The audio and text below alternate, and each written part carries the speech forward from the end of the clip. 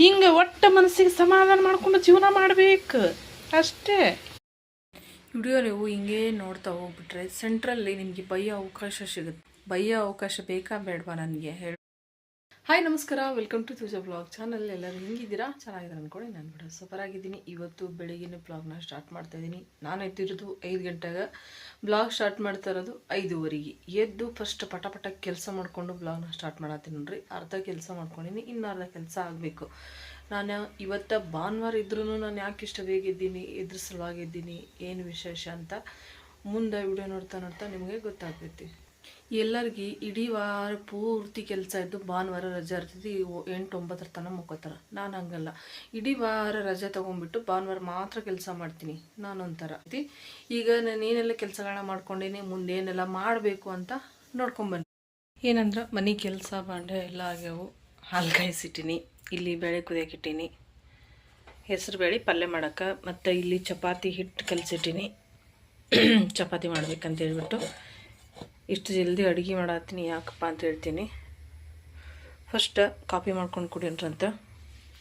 ಯಾಕೋ ಕಾಫಿ ಕುಡಿಬೇಕನ್ಸತೈತಿ. ಮುಂಜಾನೆ ಎದ್ಮೇಲೆ ನಮ್ಮ ಕೆಲಸ ಆಗಬೇಕಪ್ಪ ಅಂತಂದ್ರೆ ಫಸ್ಟ್ ಚಾನೋ ಕಾಫಿನ ಎರಡರದಾಗ ಒಂದು ಬಿಸಿ ಬಾಯಿ ತಾಗಲೇಬೇಕು. ಇಲ್ಲ ಅಂದ್ರೆ ಮುಂದಿನ ಕೆಲಸ ಯಾವುದೂ ಆಗಲ್ಲ. ಕೆಲಸ ಮಾಡ್ಬೇಕಂದ್ರೆ ಮನಸ್ಸು ಬರಲ್ಲ, ಕೈನೂ ಆಡಲ್ಲ.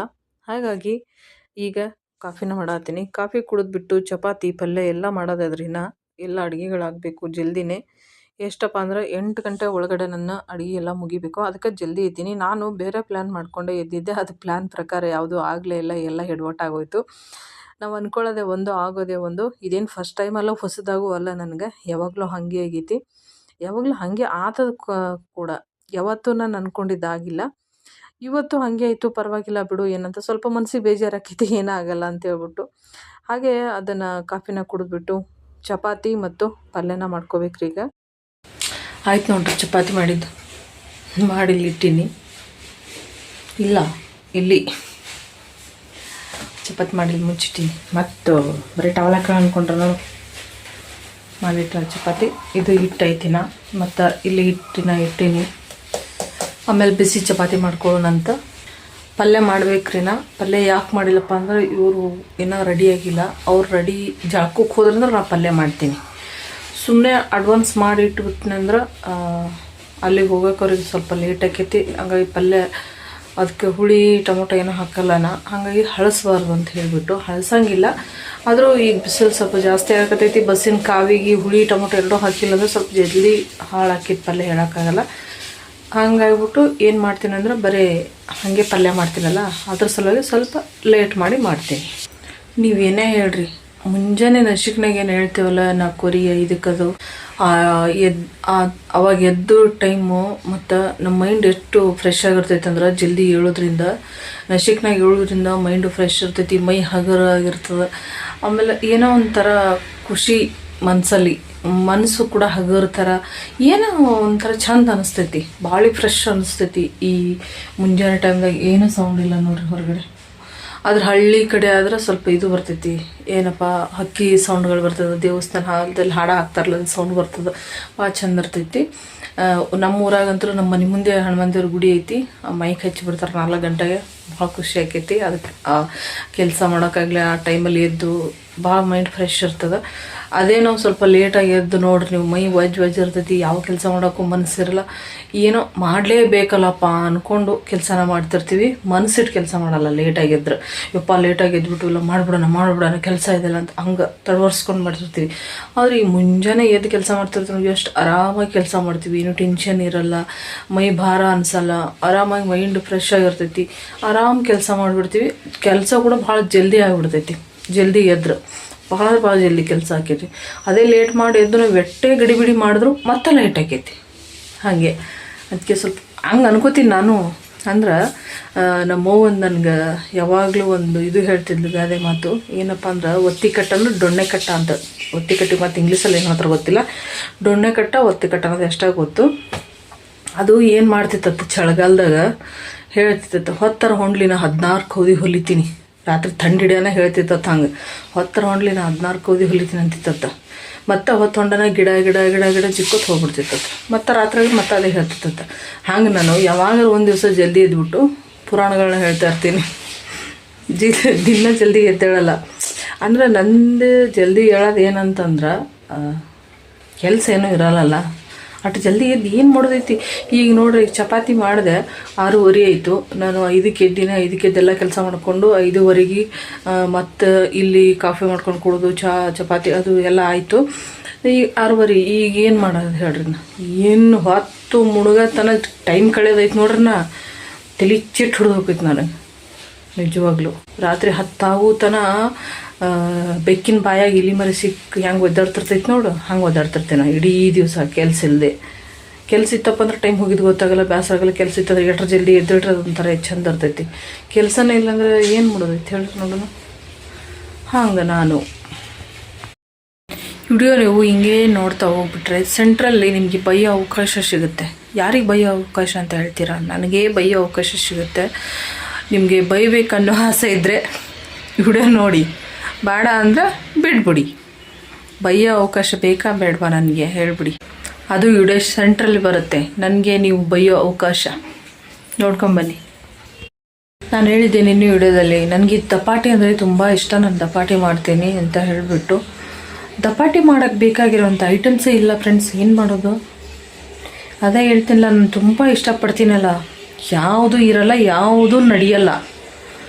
ಈಗ ನಾನು ದಪಾಟಿ ಮಾಡೋಕ್ಕೆ ಕೊತ್ತಂಬರಿ, ಹಸಿಮೆಣ್ಸಿನ್ಕಾಯಿ ಮತ್ತು ಮೇನು ಜೀರಿಗೆ ಬೇಕು. ಮೇನ್ ಬೇಕಾಗಿರೋ ಜೀರಿಗೆನೇ ಇಲ್ಲ, ಬರೀ ಕೊತ್ತಂಬರಿ ಹಸಿಮೆಣ್ಸಿನ್ಕಾಯಿ ಇಟ್ಕೊಂಡು ಏನು ದಪಾಟಿ ಮಾಡೋದು? ಅದಕ್ಕೆ ನಾನು ದಪಾಟಿ ಮಾಡಲಿಲ್ಲ, ಬೇಜಾರಾಯಿತು. ನೋಡಿರಿ, ಇಷ್ಟು ರೆಡಿ ಮಾಡೀನಿ. ಚೂಡ, ಉಪ್ಪಿನಕಾಯಿ, ಶೇಂಗಾ ದಿಂಡಿ ಮತ್ತು ಬೇಳೆ ಪಲ್ಯ. ನೋಡಿದ್ರೆ ಬೇಳೆ ಪಲ್ಯ, ಹೆಸ್ರು ಬೇಳೆ ಪಲ್ಯ ಇಷ್ಟು ಭಾರಿ ಆಗ್ತದ್ರಿ ಚಪಾತಿ ಸಂಗಟ. ನೆನೆಸಿ ತಿನ್ನಬೇಕು. ಹಂಗೆ ಚಪಾತಿ ಬಾಕ್ಸ್ನೇ ಹಾಕಿನಿ, ಚಂದ ಇರ್ತಾವೆ ಮೆತ್ತಗತ್ತೆ ಹೇಳ್ಬಿಟ್ಟು. ಟೈಮ್ ಎಷ್ಟು? 7:30. 12 ಅಂದ್ರೆ ಅವನು ಆರಾಮ ಹೋಗ್ತೇವೆ.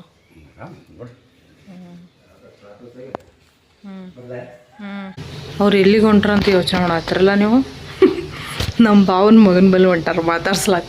ಅದಕ್ಕೆ ಹೇಳಿದ್ದು ಸೆಂಟ್ರಲ್ಲಿ ನನ್ನ ಬೈಯೋ ಅವಕಾಶ ಸಿಗ್ತೈತೆ ನಿಮಗೆ, ವಿಡಿಯೋ ಪೂರ್ತಿ ನೋಡ್ರಿ ಅಂತ ಹೇಳ್ಬಿಟ್ಟು.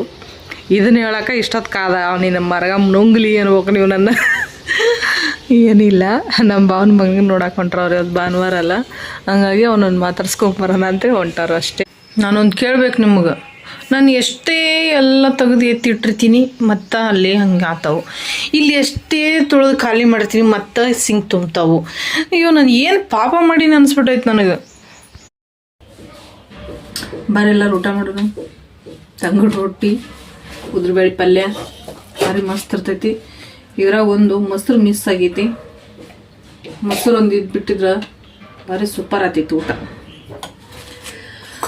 ಶೇಂಗಾ ದಿಂಡಿ, ಉದ್ರಬ್ಯಾಳಿ ಮತ್ತು ತಂಗುಡು ರೊಟ್ಟಿ. ಆದ್ರೂ ಮೊಸರು ಅನ್ನಂಗೆ ಆಗ್ಬಿಡ್ತು ನೋಡ್ರಿ. ಮೊಸರು ಸಿಗಲ್ಲ, ಸುಮ್ಮನೆ ಮೊಸರು ಅಂದ್ರೆ ಹಿಂಗೆ ಹಂಗಾಗಿ ರೊಟ್ಟಿ ಹಿಡ್ಕೊಂಡು ಮುತ್ತಾ ಇದ್ರೆ ಏನು ರುಚಿ ಅಂತೀರಿ. ಅದು ಆಗಿನ ಕಾಲದಾಗ. ಈಗಿನ ಕಾಲದಾಗ ತಾಟಿಲ್ದೆ ಊಟ ಮಾಡಬಾರ್ದು. ತಾಟಿಲ್ದೆ ಊಟ ಮಾಡಿದ್ರೆ ಬೈದು ಬಿಡ್ತಾರೆ. ನಿನಗೇನು ಬಂದೈತಿ ಬರಗಾಲ, ಹಂಗಾಗಿ ರೊಟ್ಟಿ ಹಿಡ್ಕೊಂತಿತ್ತಿ ಅಂತಾರೆ. ಅವಾಗ ಹಂಗೆ ಇದ್ದಿದ್ದಿಲ್ಲ. ರೊಟ್ಟಿ ಸಿಕ್ಕರೆ ಸಾಕು, ಪಟ ಪಲ್ಯ ಹಾಕ್ಕೊಂಡು ಹಂಗೆ ರೊಟ್ಟಿ ಹಿಡ್ಕೊಂಡು ತಿಂದ ಮುಂದೋಡೆ ಕೆಲಸ ಮಾಡ್ದೆ. ಹಂಗಿತ್ತು. ಈಗ ಹಂಗಿಲ್ಲ. ಸ್ಟೈಲ್ ಮಾಡಿ, ತಾಟ್ ಹಚ್ಚಿ, ಅದಕ್ಕೆ ಅಲಂಕಾರ ಮಾಡಿ, ಅದ್ರ ಮುಂದೊಂದೊಂದು ಕೊತ್ತು ಗೇನಾಸಿ ಉಣ್ಣಷ್ಟಲ್ಲೇ ಅರ್ಧ ದಿನ ಕಳೆದಿರ್ತದೆ. ಸೂಪರ್. ಉದ್ರ ಬೆಳಕಿತ್ತ ಶೇಂಗಾದಿಂದ ಟೇಸ್ಟ್ ಬರತೈತಿ.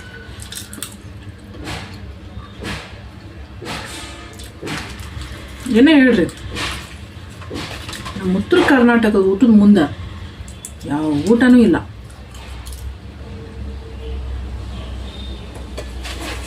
ನಮ್ಮ ಉತ್ತರ ಕರ್ನಾಟಕ ಬಿಟ್ಟು ಎಲ್ಲಾದ್ರೂ ನೋಡ್ರಿ ನೀವು, ರೊಟ್ಟಿ ಅದಾವನು. ಮುದ್ದೆ ಮಾಡಿದೆ, ರೈಸ್ ಮಾಡಿದೆ, ಟೊಮೊಟೊ ಬಾತ್ ಮಾಡಿದೆ, ವಾಂಗಿಬಾತ್ ಮಾಡಿದೆ, ಪಲಾವ್ ಮಾಡಿದೆ.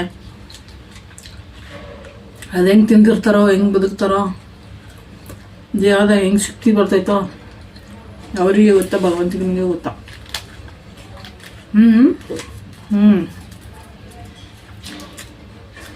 ಓಕೆ ರೀ, ಊಟ ಮಾಡಿಬಿಟ್ಟು ಮೀಟಿಂಗ್ಗೆ ಜಾಯಿನ್ ಆಗಬೇಕು.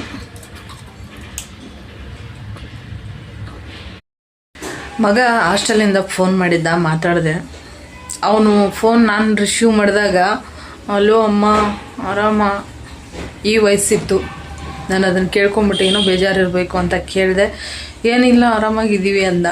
ಒಂದು 10 ನಿಮಿಷ ಮಾತಾಡಿದೆ ನಾನು. ಫುಲ್ ಖುಷಿ ಅವನು. ಅಂದ್ರೆ ಅವ್ರು ಹಾಸ್ಟೆಲ್ದಾಗ ಇರ್ತಾರಂದ್ರೆ ನಾವು ಅವ್ರಿಗೆ ಬರೀ ಟಾರ್ಚರ್ ಕೊಡೋದಲ್ಲ, ನೀವು ಓದ್ರಿ, ನೀವು ಬರೀರಿ, ನೀವು ಅದು ಮಾಡಿರಿ, ಇದು ಮಾಡಿರಿ, ಅದೇ ಅಲ್ಲ ಅವ್ರಿಗೆ ನಮಗೆ ಫೋನ್ ಮಾಡಿದಾಗ ಒಂದು ಖುಷಿ ಸಿಗ್ಬೇಕ್ರಿ ಅವ್ರಿಗೆ. ಒಟ್ಟು ಅಂದ್ರೆ ಅವರು ಇಡೀ ವಾರದ ಬೇಜಾರು ಮತ್ತು ಭಾನುವಾರದ ಒಂದು ಖುಷಿ ಅವ್ರಿಗೆ ಇರಬೇಕು. ಅವ್ರು ಮಾಡೋದೇ ಭಾನುವಾರ ಫೋನ್ ಮಾಡ್ತಾರೆ. ಆ ಟೈಮಲ್ಲಿ ನಾವು ಬರೀ ಬೈಯೋದೇ ಮಾಡಿಬಿಟ್ರೆ ಮಕ್ಕಳಿಗೆ ತುಂಬ ಬೇಜಾರಾಕೈತಿ. ನಮಗೆ ಫೋನ್ ಮಾಡೋಕ್ಕೂ ಅವ್ರಿಗೆ ಬೇಜಾರಾದ ಅನ್ನಿಸ್ತದೆ. ಅಲ್ಲಿ ಮುಂದೆ ಓದಬೇಕು ಬರಿಬೇಕು ಅದಕ್ಕೂ ಅವರಿಗೆ ಆಸಕ್ತಿ ಬರಲ್ಲ. ಯಾಕೆ ಬರಲ್ಲಪ್ಪ ಅಂತಂದ್ರೆ ಈಗ ಶಾಲೆಗೆ ಹೋದ್ರೆ ಮಾಸ್ತರ್ಗಳು ಬೈತಾರೆ. ಹಾಸ್ಟೆಲ್ದಾಗಿದ್ರೆ ಅಲ್ಲಿ ಏನಾದರೂ ತಪ್ಪು ಮಾಡಿದ್ರೆ ಅವರು ವಾರ್ಡನ್ಗಳು ಬೈತಿರ್ತಾರೆ. ನಾವು ಫೋನ್ ಮಾಡಿದಾಗ ನಾವು ಬೈದಾಗ ಅವರು ಏನು ಮಾಡ್ಬೇಕು ಹೇಳ್ರಿ. ಅದಕ್ಕಾಗಿ ನಾನು ಏನು ಹೇಳ್ತೀನಪ್ಪ ಅಂತಂದ್ರೆ ಮಕ್ಕಳು ದೂರಿಂದ ಫೋನ್ ಮಾಡಿದ್ರು ಅಷ್ಟಲ್ಲೇ ಅಂತಲ್ಲ, ನೀವು ಎಲ್ಲೇ ಮಕ್ಕಳನ್ನ ಬಿಟ್ಟರು ಎಲ್ಲೇ ಇದ್ರೂ ಅವ್ರೇನೇ ಕೆಲಸ ಮಾಡಿ ಓದಲಿ ಏನೇ ಮಾಡಿದ್ರು ಸ್ವಲ್ಪ ಅವರಿಗೆ ಮನ್ಸಿಗೆ ಖುಷಿ ಆಗೋ ಥರ ಮಾತಾಡ್ರಿ. ಅವ್ರಿಗೆ ಟೆನ್ಷನ್ ಕಮ್ಮಿ ಆಗಬೇಕು. ಟೆನ್ಷನ್ ಜಾಸ್ತಿ ಆಗಬಾರ್ದು, ಕಮ್ಮಿ ಆಗಬೇಕು. ಆ ರೀತಿ ಮಾತಾಡಬೇಕು. ಇವಾಗ ನಾನು ಹಾಗೆ ಮಾಡಿರೋದು. ಅವ್ನು ಮಾತಾಡೋದು ಕೇಳಿ ನನಗೊಂದ್ಸಲ ಏನೋ ಭಾಳ ಬೇಜಾರಾಗಿದ್ದಂಗೆ ಅಂತ ಅನಿಸಿತ್ತು. ಏನಾಗ್ಬಿಡ್ತೈತೆ ಅಂದ್ರೆ ಆ ಥರ ಇದ್ದಾಗ ಅವ್ರಿಗೆ ನಾವು ಬರೀ ಊರಿಗೆ ಹೋಗೋ ಗಮನ ಮಾತ್ರ ಅವ್ರ ತಲೆಯಾಗಿ ಉಳ್ಕೊಂಡ್ಬಿಡ್ತೈತಿ. ಅವು ಎಕ್ಸಾಮ್ ಬರಿಬೇಕೀಗ ಮುಂದಕ್ಕೆ, ಅದನ್ನ ಏನಾಗ್ಬಿಡ್ತೈತಿ ಹೋಗ್ಬಿಡ್ತದೆ ತಲೆಂದು. ಬರೀ ಊರಿಗೆ ಹೋಗೋದು ಅಷ್ಟೇ ಉಳ್ಕೊಂಡ್ಬಿಡ್ತೈತಿ. ಓದಬೇಕು ಬರಿಬೇಕು ಅನ್ನೋದು ಸ್ವಲ್ಪ ಕಮ್ಮಿ ಆಗ್ಬಿಡ್ತದೆ. ಆ ಟೈಮ್ದಾಗ ನಾವು ಸ್ವಲ್ಪ ಅವ್ರಿಗೆ ನೀವು ಬರೆದು ಓದಿ ಎಕ್ಸಾಮ್ ಬರೋದು ಪಾಸ್ ಮಾಡ್ಕೊಂಬ ಅನ್ನೋದಕ್ಕಿಂತ ಮನೆ ಕಡೆ ಬರೋ ಹಂಬಲ ಸ್ವಲ್ಪ ಕಡಿಮೆ ಆಗಬೇಕು, ಆ ಥರ ಮಾತಾಡಬೇಕು. ಆಮೇಲೆ ಅವ್ರಿಗೆ ಓದೋದ್ರಲ್ಲಿ ಆಸಕ್ತಿ ಜಾಸ್ತಿ ಬರಬೇಕು. ಆ ಥರ ಮಾತಾಡಬೇಕು. ನಾನೀಗ ಮಾಡಿರೋದು ಅದೇ ಕೆಲಸ. ಅವ್ನು ಫುಲ್ ಖುಷಿಯಾಗಿದ್ದ. ಮತ್ತು ನನಗೆ ನಮ್ಮ ಮನೆಯವ್ರು ಹೋದ್ರಲ್ಲ, ಇಲ್ಲಾಂದರೆ ಆ ಫೋನಲ್ಲಿ ಮಾತಾಡಿ ನಿಮಗೆ ತೋರಿಸ್ತಾ ಇದ್ದ ಅವನು ಎಷ್ಟು ನಗ್ತಾ ಇದ್ದ ಅಂತ ಹೇಳ್ಬಿಟ್ಟು.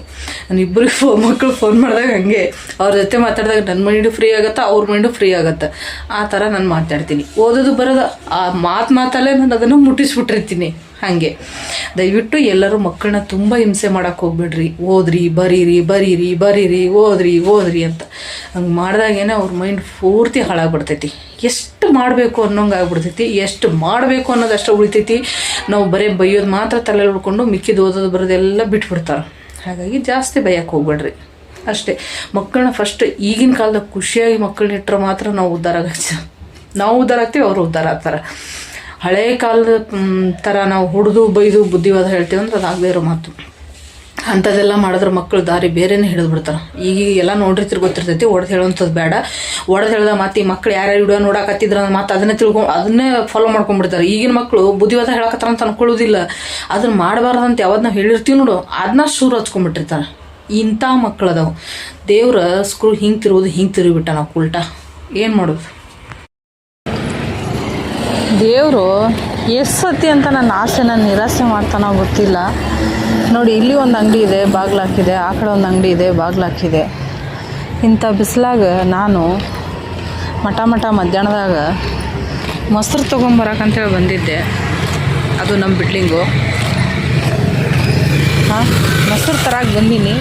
ಅಂಗಡಿಗಳು ಬಾಗಿಲು ಹಾಕ್ಬೇಕಾಗಿ ಏನು ಮಾಡೋದು ಹೇಳ್ರಿ. ಮುಂಜಾನೆ ಮನಸ್ಸಿಗೆ ಸಮಾಧಾನ ಮಾಡಿಕೊಂಡು ಶೇಂಗಾ ದಿಂಡೆ ಹಾಲು ಹಾಕ್ಕೊಂಡು ತಿಂದೀನಿ. ಈ ಸದ್ದರೆ ಸ್ವಲ್ಪ ಮೊಸರು ತಿನ್ನೋಣ ಅಂತ ಬಂದ್ರೆ 2 ಅಂಗಡಿ ಬಾಗ್ಲಾಕ್ಯಾವು.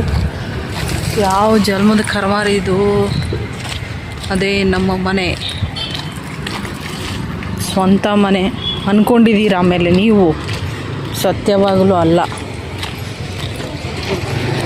ನಮ್ಮ ರಾಮು ನೋಡ್ರಿ, ರಾಮು ಮತ್ತು ರಾಮು ಅಪ್ಪ, ರಾಮು ಅಮ್ಮ, ರಾಮು ತಂಗಿ, ಇಡೀ ಕುಟುಂಬನೇ ನೋಡ್ರಿ ಹೆಂಗಿದ್ದಾರೆ ಇವರು.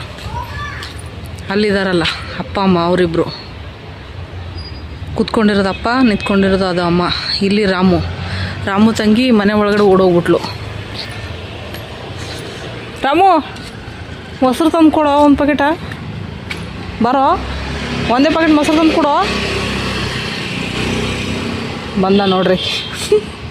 ಬಾರೇ ಬುದ್ಧಿವಂತ. ಈ ಕಡೆ ನೋಡು. ಬರ್ತೀಯ ಅಂದ್ರೆ ನೀನು ಮೋಸ ಮಾಡ್ತೀಯಲ್ಲೋ. ರಾಮು ನೋಡೋ ಇಲ್ಲಿ. ಹುಚ್ಚ. ನಿಮ್ಮ ಕೆಲ್ಸಕ್ಕೆ ಹೊಂಟ್ರಿ, ಹೋಗ್ರಿ. ಏನೋ ಒಂಥರ ಇವತ್ತು ನನಗೆ ಮನಸ್ಸು ಕಸಿ ಬಿಸಿ. ಹೋಲ್ಬಿಡ್ರಿ. ಅದು ಅವಾಗವಾಗ ಹಂಗೆ ಯಾಕೆ ಆಗ್ತದಂದ್ರೆ ಆ ಹಾಳಾದ ಫ್ರೆಂಡು ಮನಸ್ಸಿಗೆ ಹಚ್ಕೊಂಡ್ಬಿಟ್ಟಿನ ಅದು ಬಿಟ್ಟು ಹೋಗ್ಬಿಟ್ಟೈತಿ ಬೇವರ್ಸಿ. ಹಂಗೆ ಬೈಬೇಕು. ಏನು ಮಾಡೋದು ಅದು ಅಕ್ಕಿ ನೆನಪಾದ್ರೆ ನಾನು ಜ್ವರ ಬರ್ತೈತಿ ನನಗೆ. ಮತ್ತು ಯಾರು ನೀವು ಅನ್ಕೊಂಬಿಟ್ಟಿರಿ, ನೀವಂತೂ ಅಲ್ಲ, ನನ್ನ ಕ್ಲೋಸ್ ಫ್ರೆಂಡು ನನಗೆ ಬಿಟ್ಟು 4 ವರ್ಷ ಆಯಿತು. ನನ್ನ ಜೊತೆ ಅವಳು ಮಾತಾಡೋದು ಬಿಟ್ಟು 4 ವರ್ಷ ಆಯಿತು. ಅರ್ಥ ಆಯ್ತಾ? ಅವಳಿಗೆ ಹೇಳ್ತಾ ಇರೋದು ಇದು. ಒಂದು ಡೈಲಾಗು ನನ್ನ ಕೆಲ್ಸಕ್ಕೆ ಹೋಗ್ಬೇಕಾದ್ರೆ ಸೂಪ್ರಜರ್ ಹೇಳ್ತಾಯಿದ್ರು. ಅರ್ಥ ಆಯ್ತಾ? ಅರ್ಥ ಆಯಿತು. ನಾನು ಮೊಸರು ತಿನ್ನೋ ಆಸೆ ಎಷ್ಟು ಆಗಿದೆ ಅಂತ ನೀವು ಯೋಚನೆ ಮಾಡಿರಿ. ಹಂಚಲ್ಲಿ ಚಪಾತಿ ಇರೋದು ನನಗೆ ಯೋಚನೆ ಇಲ್ಲ. ಗ್ಯಾಸ್ ಮಾತ್ರ ಆಫ್ ಮಾಡೀನಿ, ಚಪಾತಿ ಅಲ್ಲೇ ಬಿಟ್ಟು ಓಡೋಗಿನ ಮೊಸರು ತೊಗೊಂಬರಾಕ. ಚಪಾತಿ ಗತಿ ನೋಡ್ರಿ ಹೆಂಗಾಗ್ಬಿಟ್ಟೈತಿ. ನನ್ನ ಮನಸ್ಸಿನ ಥರ ಆಗ್ಬಿಟ್ಟೈತಿ ನಿಜವಾಗ್ಲೂ. ಇದನ್ನು ನನ್ನ ಮನಸ್ಸು ಕೂಡ ಹೀಗೇ ಸುಟ್ಟು ಕರ್ಕಲಾಗ್ಬಿಟ್ಟೈತ್ರಿ ಮೊಸರು ಸಿಗ್ಲಾರಕ್ಕೆ. ಅಯ್ಯೋ ದೇವ, ಇದು 8ನೇ ಅದ್ಭುತ ಚಪಾತಿ. ವಾ, ಟೇಸ್ಟ್ ಮಾಡಿರಿ ದಯವಿಟ್ಟು ಹೆಂಗಿರ್ತೈತೆ ಅಂತ.